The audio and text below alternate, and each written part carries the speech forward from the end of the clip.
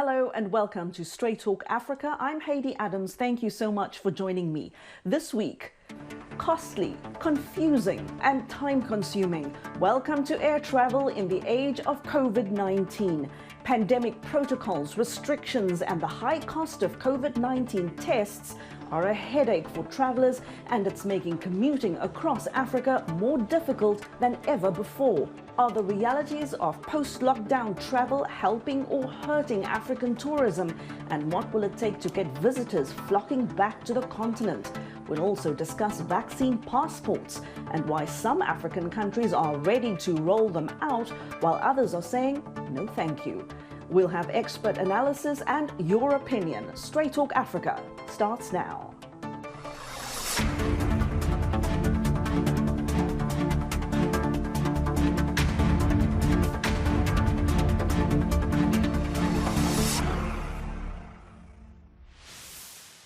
If you're planning to fly soon, be prepared to spend more money and more time at airports across Africa.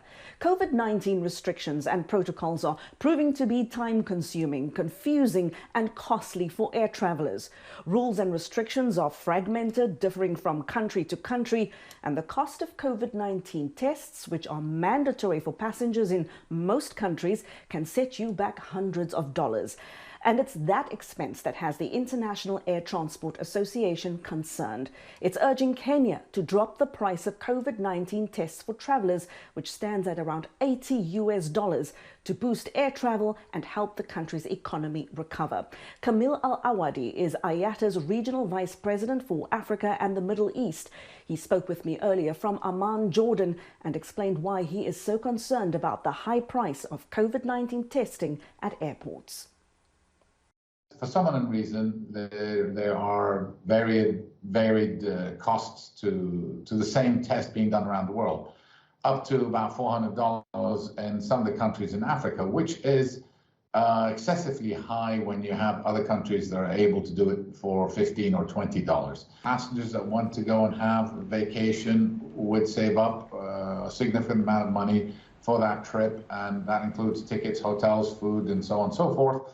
The last thing they want to do if there's a family of 5 is to pay $2,000 for tests to be conducted prior to traveling. These costs are adding restrictions to passengers traveling or deciding to travel. It's becoming very costly for passengers to travel, and therefore, the travel industry is not picking up as it should be.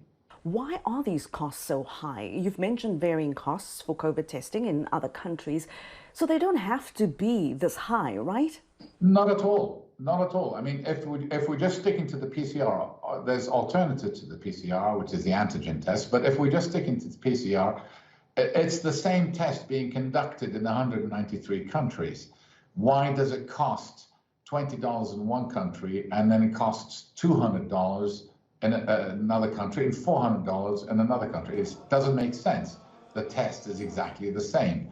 So that only proves to me that there are additional taxes, for example, added to some of these tests, or laboratories are capitalizing on the situation, on corona, and are trying to make a quick buck really quickly from passengers.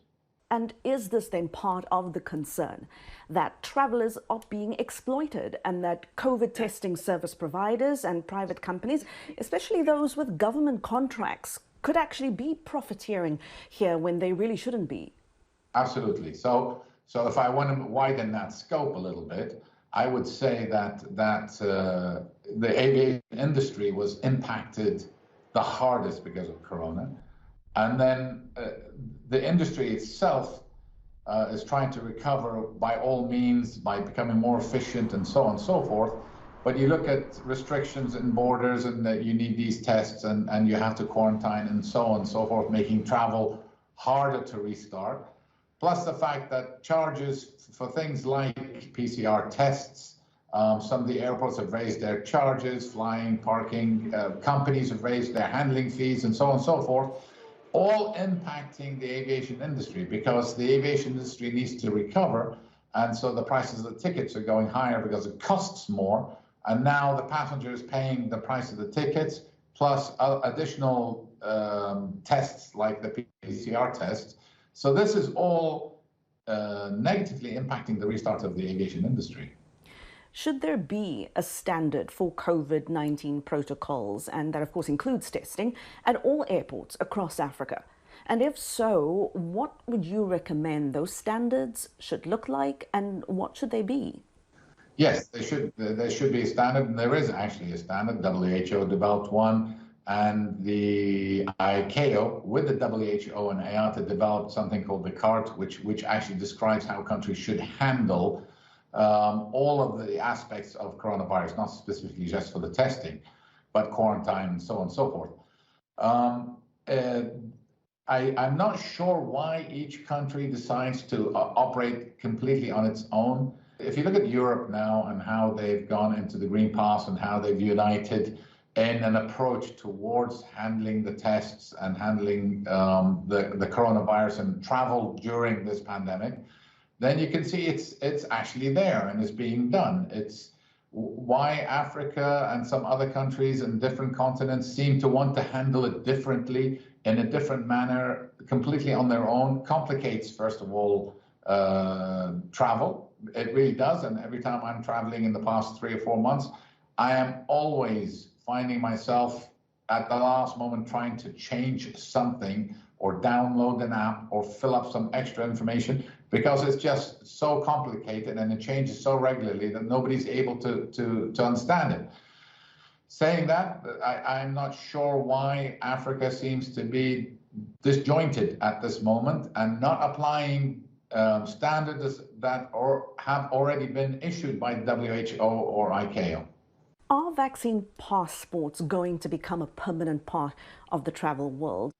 I think so. I mean, if you've traveled lately in the last 3 or 4 months, the number of, as I said, applications and paperwork and certificates and tests and so on, and then the passenger understanding what he needs to do is getting very complicated. IATA has developed the IATA Travel Pass, and that's predominantly to get the passenger in line with the airline, in line with the government agencies, from and to where he's going to travel. If you try to travel today, it can take up to 4 hours at the check-in desk, whereas it used to take less than 5 minutes in the check-in desk. This is the queues that are queuing up to verify their documentation and so on and so forth. It's not a practical way to travel. So you need to start digitizing your medical certificates and get airlines to accept this, and then each state to accept that particular standard. And that was Kamil Al-Awadhi, IATA's Regional Vice President for Africa and the Middle East, speaking to me from Amman, Jordan.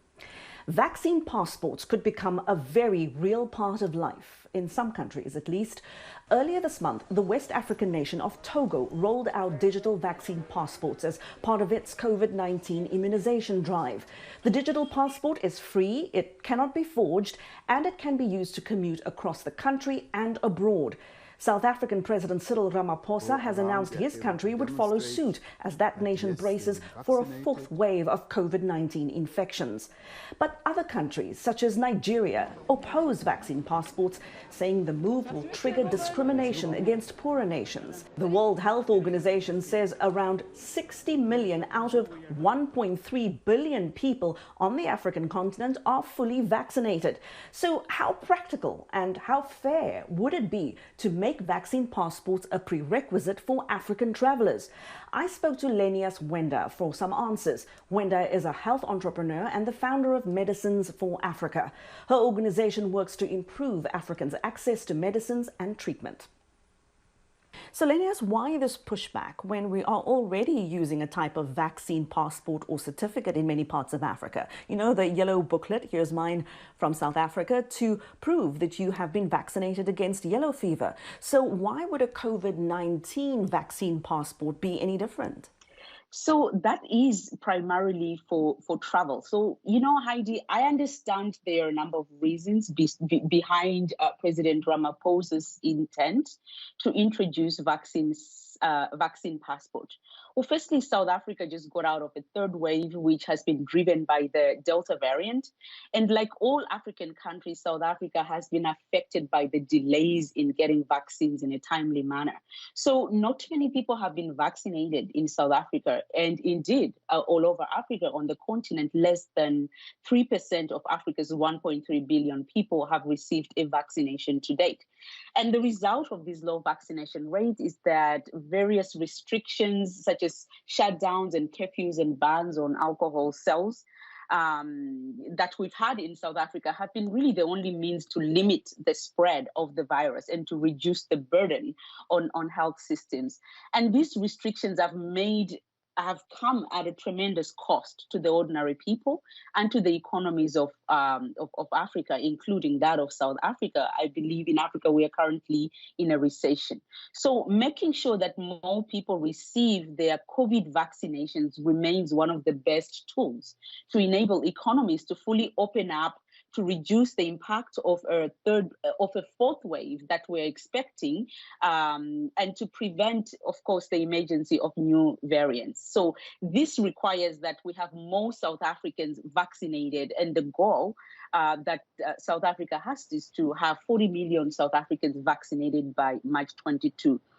And really, people have nothing to fear. We know that these vaccines are safe and effective, and preventing people from getting severe disease.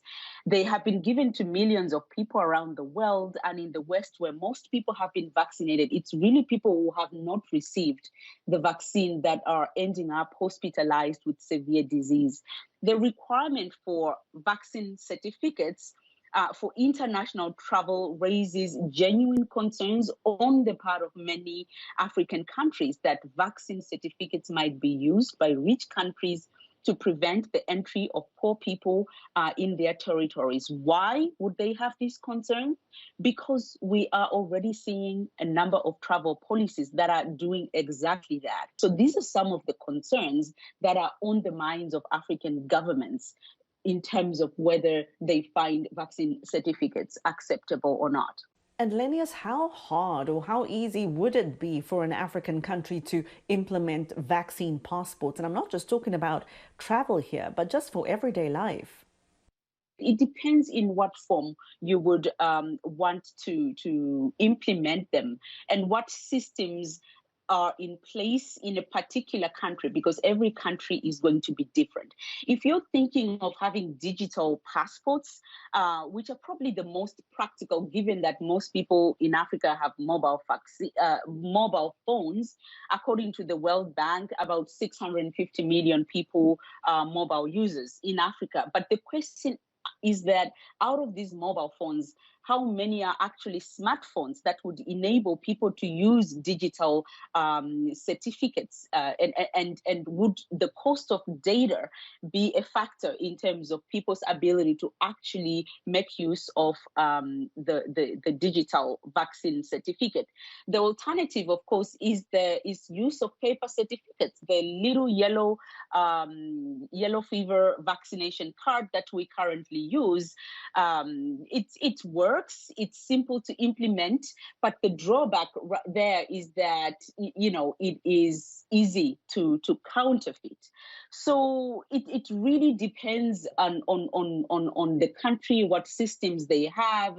It is the responsibility of regulators and law enforcement agencies to make sure that those kinds of things aren't circulating in the market and people aren't being duped by these underground activities that are really very challenging to detect. You have a huge need for vaccines, and you have a huge need for people to prove that they've been vaccinated, but not enough vaccines to allow people to actually get vaccinated. So this is usually organized crimes that are really international in nature. And it will continue to be a challenge as long as we have that gap of needs that are not being met. And Lenias, earlier, of course, I spoke to Kamil Al-Awadhi. He's the Regional Vice President for Africa and the Middle East from IATA, about complaints of high cost of COVID testing at airports in Africa. And you've traveled into and inside the continent. From the work you do and the various African experts in the health and economic sectors that you speak to, do you get the sense that we'll see more restrictions and protocols for African travelers come into effect and remain that way for the foreseeable future? What you really notice traveling across borders in Africa at the moment is the high cost of testing. Or, when traveling, it's really a major concern. For example, the cost of a round trip ticket from Lagos to Monrovia has gone up from about $450 to $500 to about $700. And on top of that, you have to add an extra $300, which is almost half of your airline ticket for a mandatory COVID-19 test, for that round trip. So in the short to medium term, I think travelers are likely to continue to see the requirement for proof of a negative test, because we don't have any other way to control the spread of the coronavirus, given that we don't have vaccines. So this is likely to continue. And my experience is that you have to provide the test, you have to continue to wear masks in airports. And even if I think we do manage to reach higher rates of vaccination coverage, I don't see this going away, these requirements going away anytime soon, because vaccination reduces the chances of getting severe illness and ending up in hospital, but it does not prevent people from getting COVID and spreading it to others.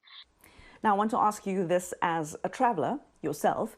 You've traveled to Africa from Europe and, of course, from one African country to another in recent months. What has that experience been like? Just give us an insight into a day in the life of a traveler during this time of COVID restrictions. The EU's current travel policy is that they recognize vaccination only for vaccines, for people who have received vaccines that are approved by the European Medicines Agency.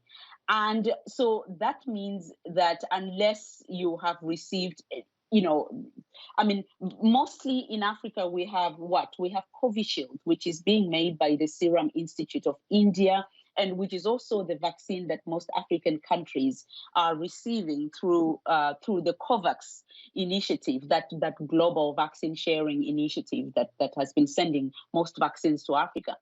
The European Union will not recognize the vaccination with that vaccine. It's still very difficult, for people coming from the region, because the vaccination are so low, and people would not either, you would have a certificate with the vaccine that they don't recognize anyway, or they would not recognize your vaccination because you received it in Africa and not in Europe, or with a vaccine that has not been approved by a European Medicines Regulatory Agency. So it's incredibly complex to travel right now. And that was Lenias Hwenda speaking to me from Harare, Zimbabwe. Hwenda is the founder of Medicines for Africa and the host of the video and podcast series, Let's Talk About Health in Africa. Now, if you've traveled on the continent, what has the experience been like for you? We asked about that on social media. How have COVID-19 restrictions affected your travels this year? And these are some of the responses we received. Non Makor from South Sudan says, COVID-19 restrictions affected me a lot. I was supposed to study in Canada, but due to COVID-19, I couldn't. So sorry to hear that. Hope you get another chance at that. James Rui Majok, also from South Sudan, says, without a vaccination card, you can't travel out of the country. Now, we also asked if you had the chance to travel to another African country, and if so, was it easy? Adetona Sugun from Lagos, Nigeria says, I traveled to South Africa and the screening for COVID-19 was time-consuming, but it was necessary. All the same, I enjoyed the visit. Patrick Akugizibwe from Uganda says, I traveled to Rwanda and all I observed was determination to fight the pandemic and a resilient economy. Bosco Alieli, also from Uganda, says, in Congo, even for checking your coronavirus test documents, you have to pay $10. Thank you for your comments. These are very helpful and helps us get a picture of what's happening in different countries. Still ahead here on Straight Talk Africa, how are COVID-19 travel restrictions affecting African tourism? And what will it take for visitors to come flocking back? My next guests say Africa has an untapped visitors market that could be the ticket to tourism's recovery. We'll have that discussion after the break. Back in a moment. Health, wellness, sport, beauty, medical breakthroughs. Healthy Living cares about your well-being. What are the main health concerns in Africa and around the world? Find out the latest on coronavirus. Connect with our experts and ask them questions. How long does the virus stay? Join me, Linor Mudu, in Washington, every week on Healthy Living, right here on VOA.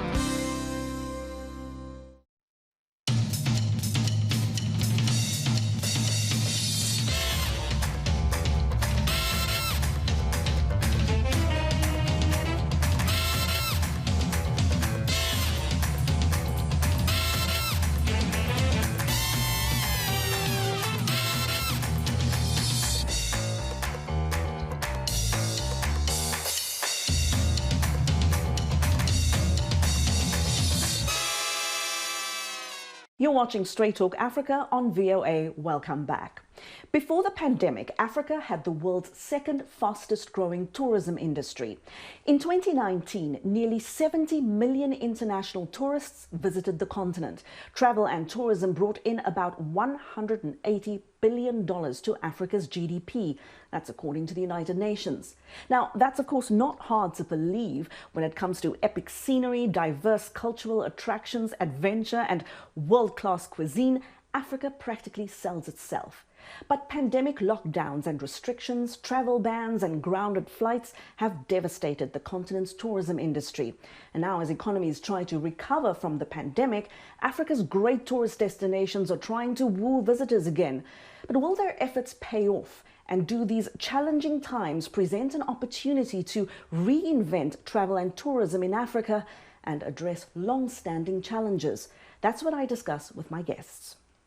Kojo Bentum-Williams is a senior communications expert in Africa at the UN World Tourism Organization. He's almost always on the road, but today he is in Abidjan in Côte d'Ivoire. Also with us is Paul Frimpong. He's an economist with the Institute of Certified Chartered Economists, and he joins us from Ghana's capital of Accra. Gentlemen, thank you so much for joining me. Kojo, I'm going to ask you to start us off here. Please give us a picture of the overall impact of the COVID-19 pandemic restrictions. And here I'm talking travel bans, lockdowns, and other sort of protocols on travel and tourism industries across Africa. I think we don't even need to go to just travel and tourism. But if you look at the general impact of the pandemic, then you realize that it hits global sector. And if you look at tourism, is one of the most hit, if not the most hit sector. After a month or 2 months, people were, companies, enterprises were not able to withstand the effect, of the COVID. So you saw hotels, laying over. We saw a lot of people, losing their jobs. So in terms of, I think we cannot believe at a point that tourism has done a lot of damage to the tourism sector. And rightly so in Africa, it's worse because of the fact that, first of all, we're still a developing country, and we develop, developing economies, and a lot of our things is attached to tourism. And so if you look at the SMEs, which are the most hit part of tourism, it will tell you that our key source markets are the European markets. And so you're looking at the UK, the US, etc. We're not traveling. And because we've not done much with respect to, intra-African, travel, it's exposed that a lot.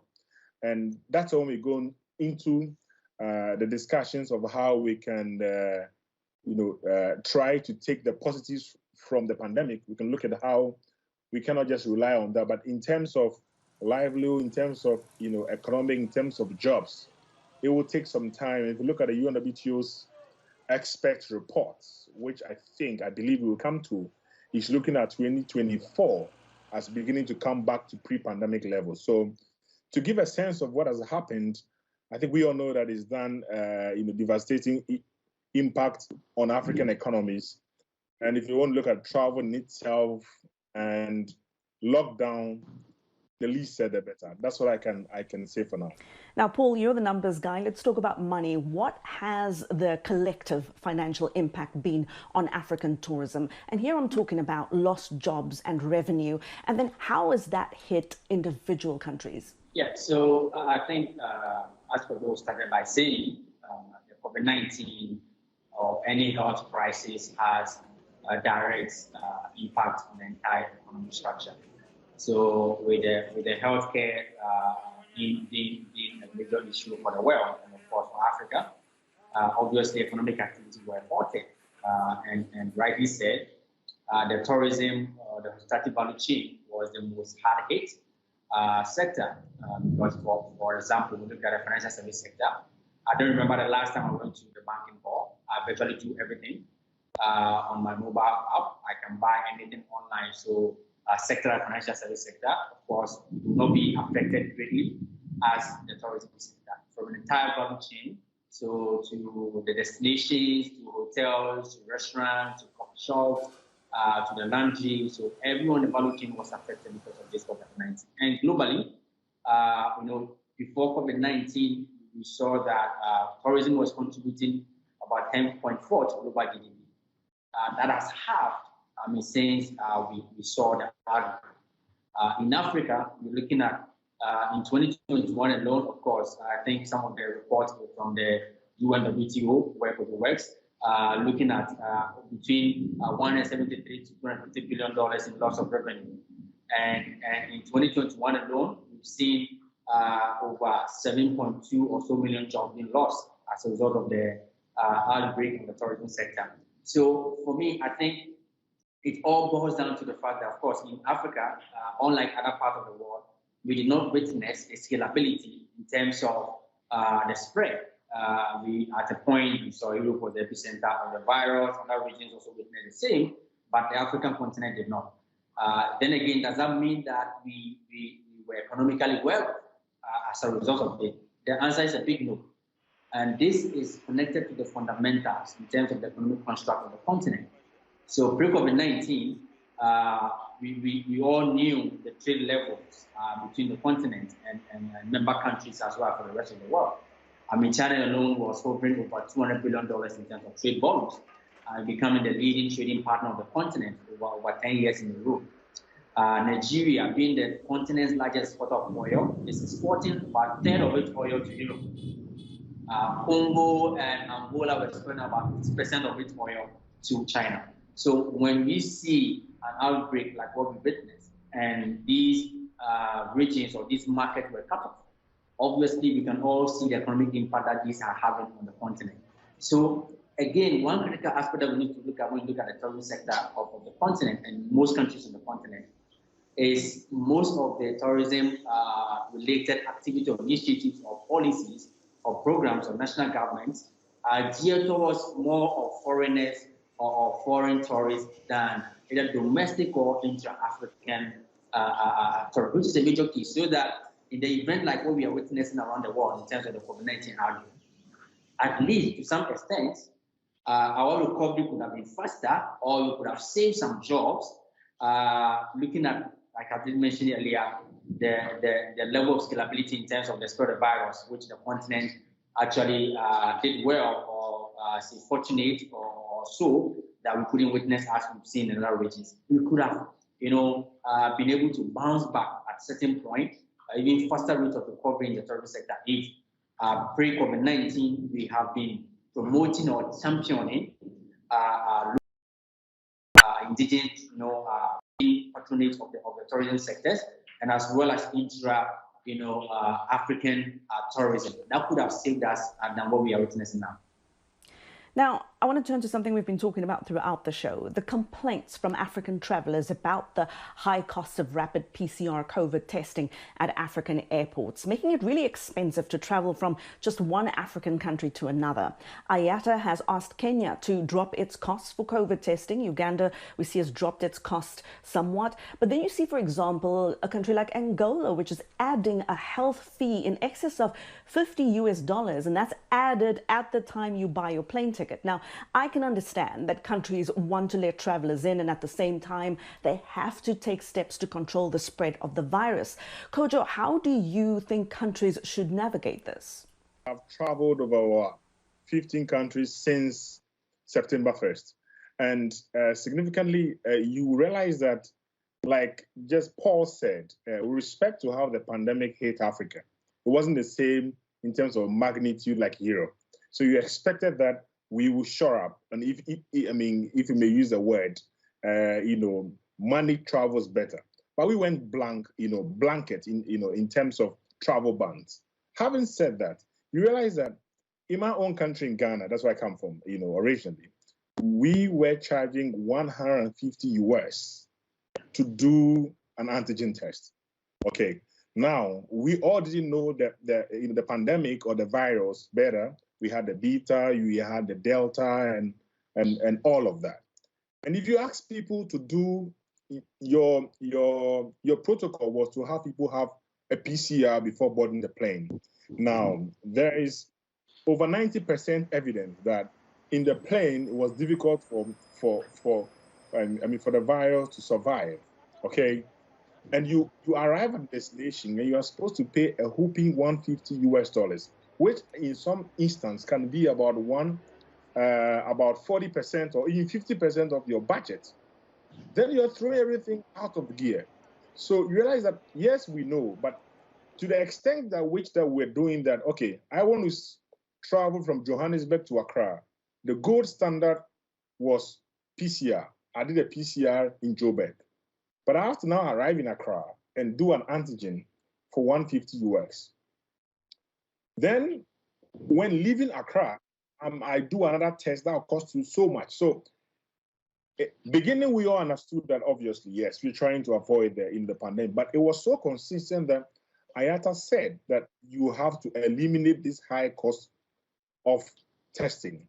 Then the UNWTO, like you said, as where I work from, the Secretary General Zura Pulikashvili had said that we have to coordinate, we have to collaborate. Because if you don't coordinate, I'm traveling from Accra, and I had an instance specifically to myself to I got to destination, and I was told that my test had expired over 2 hours. Now I was caught up in a situation whether to be allowed in or do another test. So it ballooned the cost. All right. And having in mind a continent that was suffering from artificial barriers in traveling in the continent. And as Paul rightly said, we never had the same issue. So right from the onset, it was as if to say that, okay, yeah, we had COVID, but we didn't connect to the continent as much, but we are making it even difficult for it to restart the thing. So we went the blanket way of instituting travel bans. And look at the irony of when Kenya, South Africa, other countries were saying that they have to get off the red list of the UK.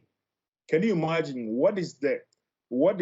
If you look at the UK market, yes, we talk about tourism in terms of the spend, but if we are beginning to talk about intra-African travels, imagine we have a potential 1.2 billion population, and I have to look for visa to travel to South Africa. Likewise, South Africa traveling to Ghana. So you look at all of that and you think that if we are to do, we have to restart tourism and have tourism, build back better, like we are saying, we cannot have that situation. The pandemic provided Africa the opportunity to close all these barriers. But unfortunately, we went with the flow.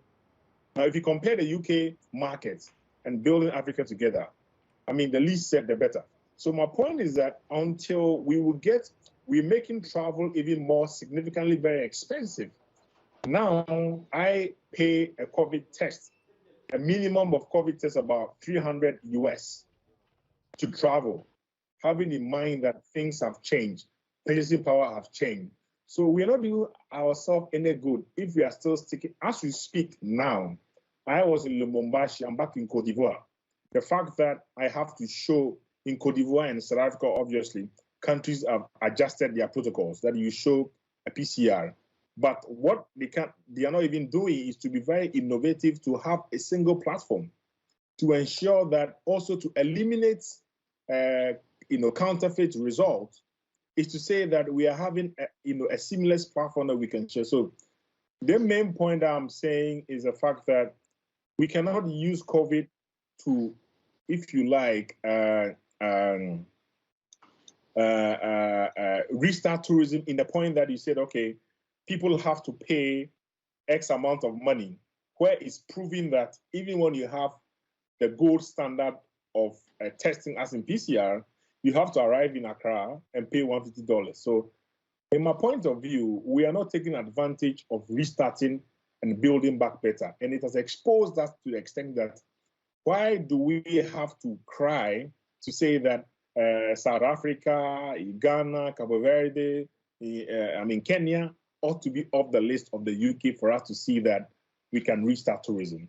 So I'm just reinforcing the point that the UNWTO has said that until we are bold as countries to say that we have to coordinate but also collaborate to get people traveling again, we'll be back to the same point. And I wish that we are not back to saying that Africa have to restart something. And I don't think that where we are going now, we have the opportunity to restart tourism better, in this particular point, because I'm spending a lot of money with respect to testing.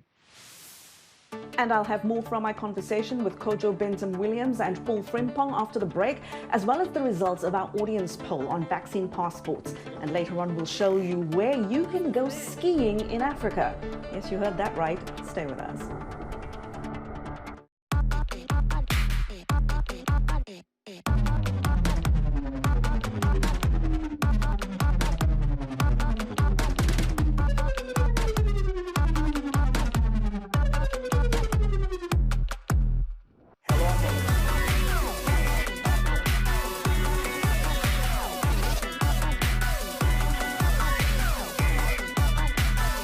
From around the world.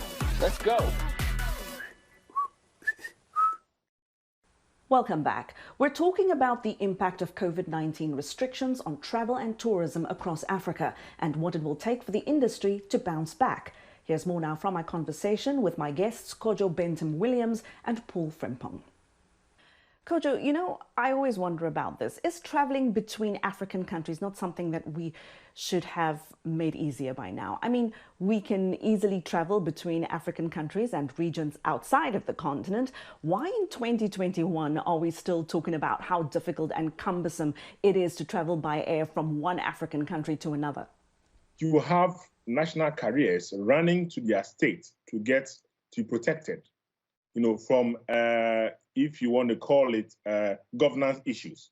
Now, if you do that, and aviation is a very thin profit market area, that if you don't manage yourself well, then you're losing out on things. If we are to still protect our national airlines and not think a strategic alliance, then it will be difficult for us to bring the continent together, because the optics of just having an airline doesn't work in the aviation industry. We have to understand that. Look, airlines are not allowed to even fly, for example, Fifth Freedom rides. So you see Ethiopian Airlines is the strongest on the continent, well managed. But because there was a point in case that they wanted to fly from, I think, Nairobi to Brussels or something, and Kenya Airways, from what you read from the media, were behind in terms of not allowing them to do so. So if we want to protect our national airlines, it comes at a cost. That's my point. The second thing is that, look, if we've learned anything at all, if there's something that we all learned in terms of the silver lining, is for us to collaborate and partner to work better. Assuming I'm not a Ghanaian, to arrive in Accra, to have a visa on arrival, I needed to have applied earlier before. There should be seamless processes, like in Rwanda. You can go online, put in the processes, and allow you to arrive earlier. So these are the things that if you don't eliminate, which I call artificial barriers, it will hinder our progress in terms of Africa, in terms of productivity, in terms of tourism, and we will come back and not building a resilient tourism sector in Africa. Because remember that the SMEs, the small, micro, and medium-scale enterprises, are the backbone of the tourism sector. And for them to survive, they need a very strong sector. And that will mean that changing our ways, how we consume tourism, how we do tourism, how we try to build resilient and robust system, because we can never come back again and say that we want another pandemic to come before we can be able to do things right. So in my opinion, we need to take a cue from what has happened with the COVID and to be able to see that artificial barriers like visas, like air connectivity, airlines not allowed to, to connect. I have to go to Europe or Middle East, just like Paul said, to come back to the continent. We're not going to go anywhere. And the Secretary General of the World Tourism Organization has said that leaders ought to take bold decisions to ensure that we save livelihoods, we save jobs, we save, because tourism is on the line, and we've already wiped out 4.5 trillion, contributions to the world economy because of COVID. Paul, are there new innovative ways for tourism sectors to bounce back? Or are some jobs just gone for good? Can some losses be made up for? And are there losses that will just never, ever be recouped?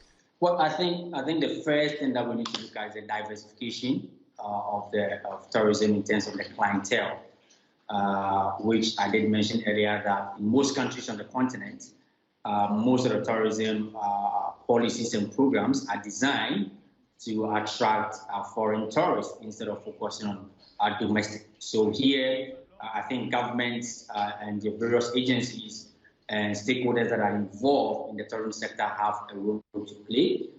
Again, I think on the continent, if you look at Africa, I believe that we've not been able to utilize or develop the full potential of our tourist destinations. And I think that has to be one of the key things that we need to put much work or investment in, because tourism is you having something historical, something monumental, something exciting, something meaningful that people are willing to pay to come and have, whether for leisure, maybe you have nice beaches that you've been able to properly structure. It could be safari, it could be some museums, it could be some natural resources that we've been able to capture. So in Ghana, we have such, instances. We have what we call boutique falls. When you go places to visit in Ghana, you have also some of these natural resources that we converted to tourist sites. So I think we need to be strategically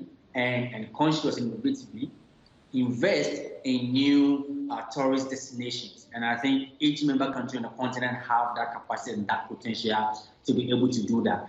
And of course, in terms of our communication and our branding on how we want to, and of course, your countries like South Africa is doing amazing well. Look at even Morocco, in Marrakesh, they have a lot of campaigns that they're running.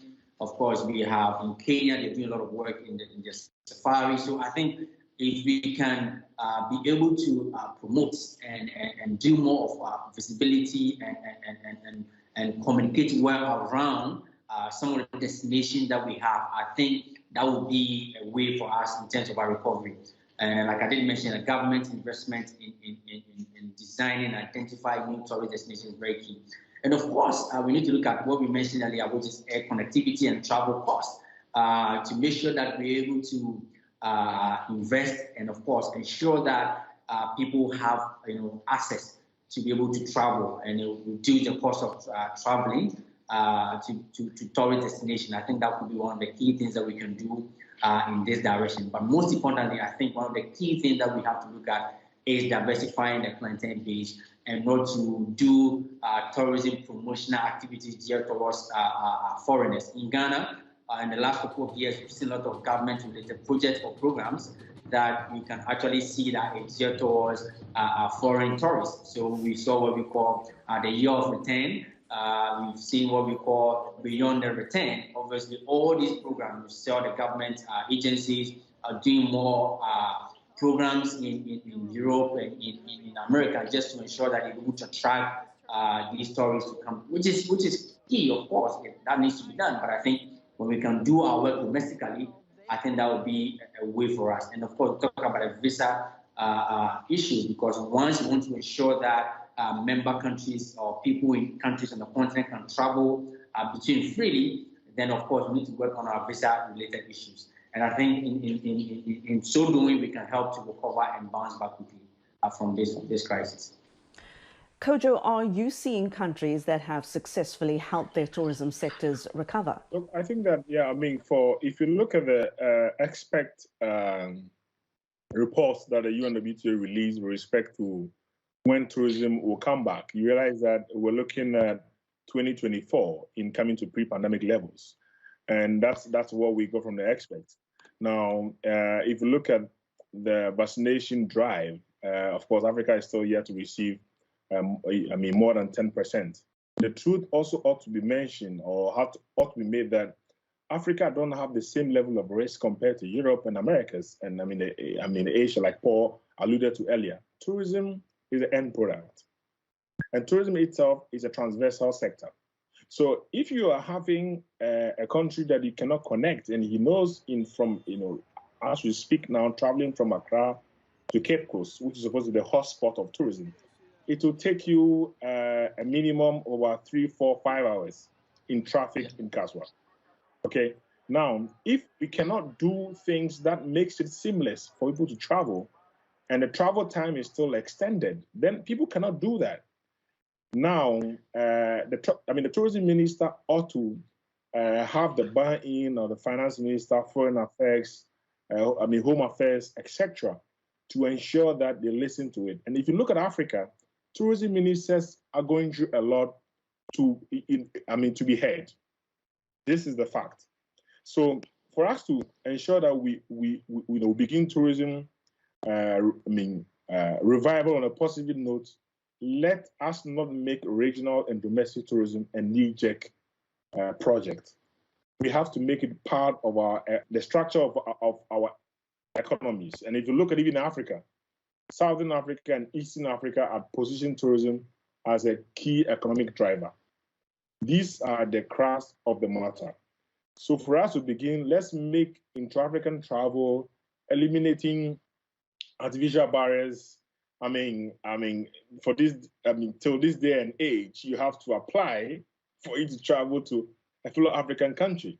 Yet, we are saying that when you are coming from Europe or Americas, some African countries have it that you don't need a visa, all right? But if I'm coming from Ghana to South Africa to DRC, some other country, I need a visa. So these are the key things of it. Again, if we don't build a resilient and robust sector, look, we have to forget about it. And may we never come to this point, because it's always easier said than done to say that, yes, we'll travel, but West Africa is the most difficult sub-region to connect. At some point in time, to go to Dakar, you have to travel, around some part of the continent. So what I'm saying in a nutshell is the fact that let's make tourism a core priority, because the people-to-people sector we call tourism is the only sector that can connect and not just, saying that we can just use the numbers. So in my final point on restarting tourism, let's make domestic tourism. Let's begin to invest in infrastructure. Let's be innovative, like Paul said. If you look at what is happening right now, I will still believe that South Africa picked up late, but remember that they held the African Travel and Tourism Summit. And let me make this point. We realize that people are saying that people cannot meet. If you cannot meet now, how do you then position yourself in terms of able to do things? The pandemic is not good. The pandemic is not leaving now. It's going to be with us for some time. So you have to be bold in taking the bold decision. I know that, you have to have a good marriage between a health, sanitary protocols and what you're trying to do. But at the same time, let us have the confidence and have the, if I may put it in the way, be bold to make a decision that put the continent or put the region in a way to start, because Africa was not the worst affected sector. And as Paul said, we managed the pandemic well.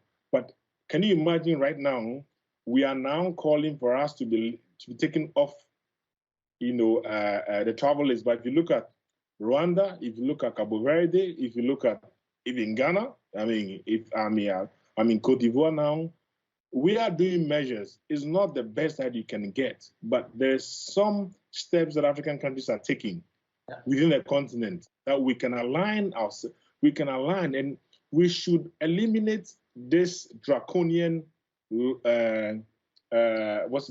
policies of still keeping. As we speak now, even if we are vaccinated, you don't know whether you still have to pay the COVID test or not. In Europe, as we speak now, if you are fully vaccinated, you don't need any testing going to Europe, in the UK or, Netherlands or something. But as we speak now, if I have to come back to Ghana, I have to still take a PCR test. I'm fully vaccinated and pay a $50 at the airport. So until we clear that, and until we forget that is a way to make money, we are not going to we are not going to promote the Africa that we want. The 2063 may just be a mirage. Okay, gentlemen, vaccine passports. Good idea, bad idea? Paul, you first. Well, I think when you look at this vaccine passports, of course, me myself have not traveled since the outbreak. I think my last travel that I did was in March 2020. I went all the way to Bangladesh. I came back, and I think 3 days later, Ghana recorded its first case. And since then, I've not done any travel. And as Kojo mentioned, I think it has now become a requirement for you to travel fully vaccinated. And even that, you're still required to do a PCR test. Of course, there's one school of thought, which is to serve as an incentive for those that have decided to take the vaccine to be able to do that. Of course, we all know that the more people we have vaccinated, the higher our chance of getting hold of this virus. Being vaccinated necessarily does not mean that you are immune. Of that cannot be established as of now. Whether when you're vaccinated, that means you cannot contract or spread the virus. That cannot be established as of now. But of course, it ensures some level of safety. And so one school of thought is that with the vaccine now available, you, one way or the other, do not have an excuse to not take it and putting all of us at risk. So it could be argued that, in fact, that has been the major incentive for ensuring that as many people as possible can get vaccinated. And therefore, to travel, we demand that at least you have this. I think it started off in some of the Scandinavian countries where they even have an online portal where you have to upload your vaccination card or vaccination number for verification before you are allowed to travel. And I think for most who are against, of course, I think that it's more of very discriminatory in a way, because we've all seen a negative connotation that this virus has on people, on regions. And of course, it's a result of that even when you're vaccinated, you're still being questioned as to whether your testing method is valid, whether we can trust your results or not. And that's sort of the blacklist that we saw with the UK, countries like Ghana and Kenya putting on a blacklist, that even when you're vaccinated from these countries, they still want you to go through quarantine and restricting you access and all of that. So for me, I think I'll go with the school of thought that yes, we should have an innovative way of ensuring that we get as many people as possible to get vaccinated. But to use that as a yardstick as a means of traveling, I think that will in itself hinder and affect even this same tourism sector that we're talking about. I think there must be a way where, vaccinated or not, you should be able to have access to markets or travel to places that you want to travel to, with various measures that can be put in place to ensure that you're traveling safe and that you're not a risk to the place that you're traveling to. And I think that would be a major breakthrough for us than to restrict solely that without being vaccinated you cannot travel. And I think that would be a major challenge, and even compound the economic effect that we are having of this pandemic. Kojo, South Africa's Cyril Ramaphosa says vaccine passports are coming. Other African countries, of course, say it's not a good idea. What's your take?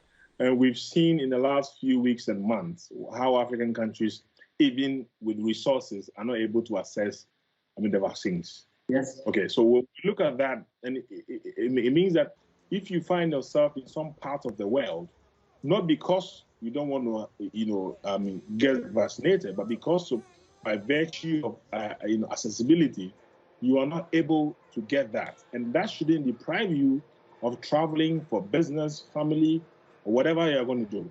So I don't wholly go for that. But like Paul said, we should have a structure and a way that eliminate discrimination. There's vaccine hesitancy. And you ask yourself, coming back to your first point, is what we call vaccine nationalism. That we are saying that countries now saying that, okay, you have to even have a specific vaccine before you can travel. Where did it start? The same countries that were donating vaccines to developing countries now are saying that you cannot use that. So it has to be a good marriage between understanding people who don't have access to the vaccines, and then how we can also enriching herd immunity or ensuring that everyone is safe, we can be able to come back to some level of normalcy. So probably I will not take up yes or no, but I'm saying that let's have a fair balance to ensure that no one is left behind. And if you care to know as well, this year's World Tourism Day celebration, which happened in Abidjan, Cote d'Ivoire, was to say that tourism for inclusive growth and the fact that we should carry everyone along to ensure that we are beginning to restart tourism in a better way. Gentlemen, thanks for spending some time with us. Kojo Bentum-Williams and Paul Frimpong. We're going to have to leave it there, but thank you so much for joining me and thank you for your time. Now, we conducted a poll among our social media audience and we asked if you think vaccine passports are necessary to contain the COVID-19 pandemic. Here are the results. 40% of you said yes and 60% said no. When you think skiing, Africa probably doesn't come to mind, much less Southern Africa with its deserts and baking hot sun. But in the mountain kingdom of Lesotho, skiers and snowboarders are hitting the slopes. Africa has 5 mountain ranges with enough seasonal snow to make potential slopes, but the Afrik Ski Resort is one of the 2 in Southern Africa.